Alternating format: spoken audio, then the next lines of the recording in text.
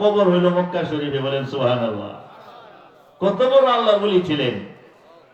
উনি বলেন আমি তালাশ করে বাইর করছি, আল্লাহর ধনভাণ্ডারের মধ্যে একটা জিনিস নাই, আল্লাহর ভান্ডারের মধ্যে একটা জিনিসের অভাব আছে। উনি বলেন যে কি জিনিসের অভাব? বলে হ্যাঁ, একটা জিনিসের অভাব আছে।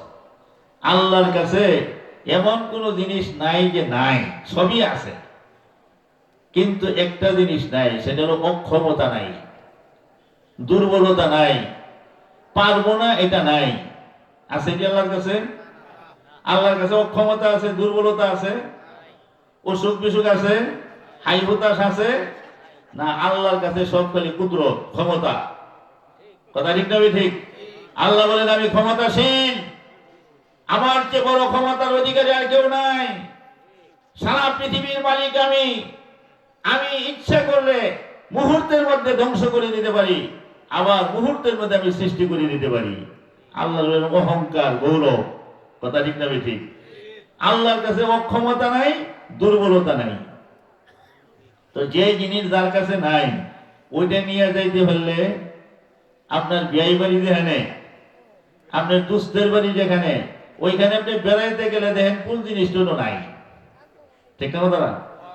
এরকম একটা জিনিস লয়ে গেলে ওখানে কদর পাওয়া যায়, সম্মান পাওয়া যায়। ঠিক না? বিরাট আদর করে না? এই আপনার কুমিল্লা এইদিকে আপনার কাঁঠাল নাই, কাঁঠাল। কারণ হলো পানির দেশ, তো যেন পানি ওই দিন কাঁঠাল পাওয়া যায়। তো দেখা যেত গাজীপুরের মানুষ আত্মীয় করলে আপনার ওই দেশে কুমিল্লা, ওই আপনার নোয়াখালী, ওই দিকে কাঁঠাল নিয়ে মানুষে বেড়াইতে যেত। কথা ঠিক না ঠিক?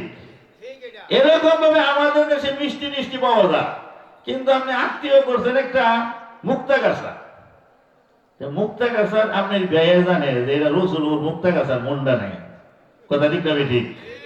হ্যাঁ, যদি মন্ডা লইতে পারে তখন আপনি খুব দাম দিবেন। ভাই আমার ব্যয় যে মুক্তা গাছাতে আইসে, মুক্তা গাছার মন্ডা লইয়া বেড়াই বেড়াইছে।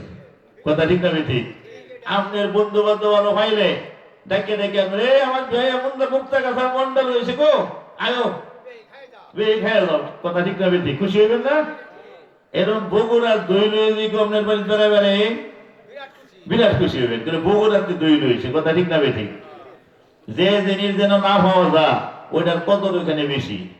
কথা ঠিক না ঠিক? ঠিক তদ্রুপ ভাইয়ের আমার, আল্লাহর দরবারে যে জিনিসটা পাওয়া যায় না, ওইটা আল্লাহর কাছে ওইটার কদরও বেশি। কথা ঠিক না ঠিক? আপনি দুর্বল হইয়া, অক্ষম হইয়া, নিঃস্ব হইয়া, আপদে বিপদে নাচার হইয়া, আপনি যখন চোখের পানি জড়াইয়া গুনাহ কইরা, যখন আপনি গুনার জন্য ক্ষমা চাওয়ার জন্য আল্লাহর কাছে দুর্বল হইয়া, অক্ষম হইয়া, যখন আপনি দুইটা হাত আল্লাহর দরবারে উঠাইয়া যখন আপনি কাঁদা শুরু করে দিবেন আর বলবেন রব্বানা যালামনা আনফুসানা ওয়া ইল্লাম তাগফির লানা ওয়া তারহামনা লানাকুনান্না মিনাল খাসিরিন। আপনি যখন এরকম অক্ষমতা নিয়ে, দুর্বলতা নিয়ে, অসহায়ত্ব নিয়ে আল্লাহর দরবারে হাজির হইবেন, এই জিনিস তো আল্লাহর কাছে নাই, তখন আল্লাহ তাআলা খুব খুশি হইয়া আপনাকে দয়া করে, মায়া করে আল্লাহ তাআলা আপনার জীবনের গুনাহ খাতাগুলিকে মাফ করিয়ে দিবে। এই জন্য ভাই আল্লাহর কাছে দুর্বল হয়ে যেতে হবে। আর আল্লাহ দেখেন আমাদের জন্য তিনি চাও যে আমরা দুর্বল হয়ে আল্লাহর কাছে যাই। দেন না মরার আগে যে আমার দুর্বল হয় না, একদম দুর্বল হয়ে আপনি হয়ে যায় না। এই জন্য যে মানুষটা শক্তিশালী অবস্থা, সুস্থ অবস্থা, হঠাৎ করে পরে আর মরে, এর বিপদ আসে। কথাটা ঠিক না? কারণ হ্যাঁ তো আল্লাহর কাছে ক্ষমা চায় না, মাফ চায় না, নিজের দুর্বলতা প্রকাশ করে না। আর যার আস্তে আস্তে অসুখ বিসুখ হইয়া বিছানাতে হইয়া, ঠিক না কথাটা, হাসপাতালে চিকিৎসা করিয়া সবাই তার পিছিয়ে থাকতে থাকতে ক্লান্ত হয়ে গেছে। আর হেও কয় আল্লাহ গুরু আর কতদিন, আর কতদিন আল্লাহ, এখন তুমি আবার ইমানের সাথে নেও, ইমানের সাথে নেও। কথা ঠিক না ঠিক? আল্লাহর কাছে কাঁদে, আল্লাহর কাছে তওবা করে, দেখা যায় আল্লাহ রাব্বুল আলামিন এই বান্দার প্রতি খুশি হয়ে যায়। বলেন সুবহানাল্লাহ। এই জন্য দুনিয়ার মধ্যে অক্ষমতা, দুর্বলতা, এটা কিন্তু বিরাট বড় বান্দার একটা গুণ। এই জিনিসটা আল্লাহর দরবারে নাই।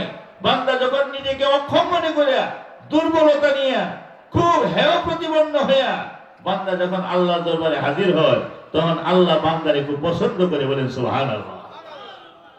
দুনিয়ার জীবনে এক নম্বর পরীক্ষা এটা। আলহামদুলিল্লাহ, আলহামদুলিল্লাহ, ভালো আছেন তো? আলহামদুলিল্লাহ, হুজুর এসে গেছেন তো আলহামদুলিল্লাহ। আমি তো মাহফিলটাই তো আমার, ঠিক না কথা না? যার বাড়ি এই যদি সব খাই আলাদা চলবো, ঠিক না ঠিক? তো এই জন্য আজকের মাহফিলের আমাদের অন্যতম মেহমান উনি এসে গেছেন, এই জন্য আমি আর সময় নষ্ট করতে চাই না। তো আমি বলছিলাম, দুনিয়ার জীবনে আল্লাহ তাআলা একটা পরীক্ষা করেন, এই পরীক্ষা হলো 1 নম্বর পরীক্ষা। আর 2 নম্বর পরীক্ষা হলো কবরের জীবনে। কবরের জীবনে আরেকটা পরীক্ষা হইব। এই পরীক্ষার প্রশ্ন হইব 3টা। মার রব্বুকা ওয়া মা দীনুকা ওয়া মান নাবিয়ুকা। তোমার দিন কি, তোমার ধর্ম কি, এবং তোমার রব কে, এবং তোমার নবী কে। এই 3টা প্রশ্ন করা হবে। আপনারা জানেন সবাই, কথা ঠিক না ঠিক?